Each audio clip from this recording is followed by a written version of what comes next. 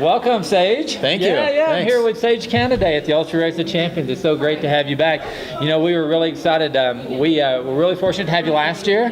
Had a good race. Battled it out with Max for a long time, and you're back. So welcome. Oh, thank you. I'm glad to be here. Yeah. So we've changed the environment slightly.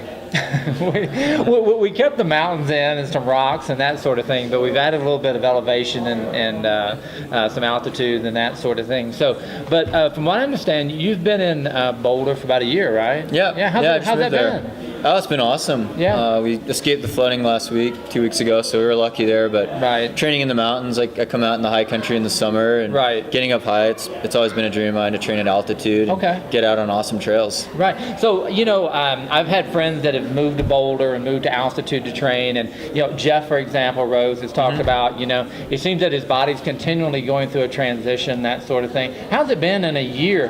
Do you feel like that you're at 100% as far as you're running as well as you would at sea level and that sort of thing? Yeah, I think it's better for me personally. I think there was a transition period the first couple months. Right. I got to check my blood count, check my iron. Right. And I lived up in Nederland at 8,600 feet for a while. Wow. And cycled it back down. Yeah. So I think that helped, and it's definitely an individual thing. But I feel 100%. I think it's better. I think you're at an advantage, especially if you go down to sea level. Absolutely. Have you found an adjustment as far as there's a primo, like a sweet spot to train and then sleep in? You're sleeping at what, 5,200, 5,300, but so training a little higher, getting up 8,000, 9,000 feet gives you that effect, but you sleep low. Yeah, no, I'd cycle it. If I'm still looking, maybe getting an altitude tent for Boulder.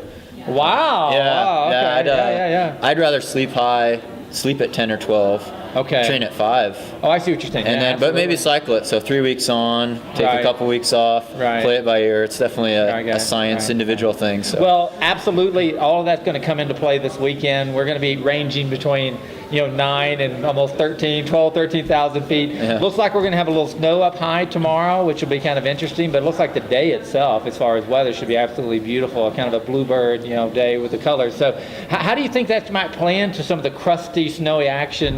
Maybe the first 20 miles. Oh, it'll make things interesting for sure.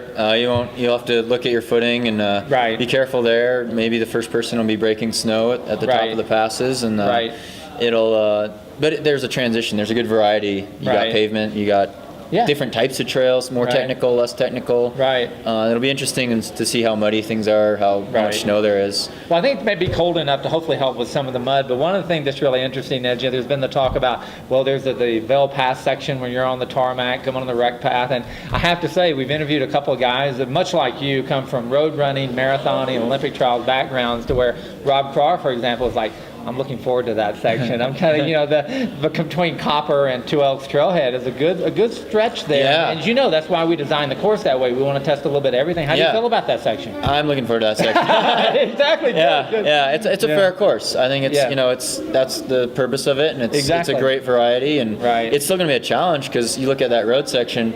It's an uphill climb to Vail Pass, and it's at 10,000 feet. Yeah, absolutely. So it'll be fast, but it won't be. I don't think it'll be crazy fast, but it'll be a good transition, good variety. Right. Well, we look forward to seeing you out thank there. you. Thanks, buddy. Thanks so much. Appreciate it.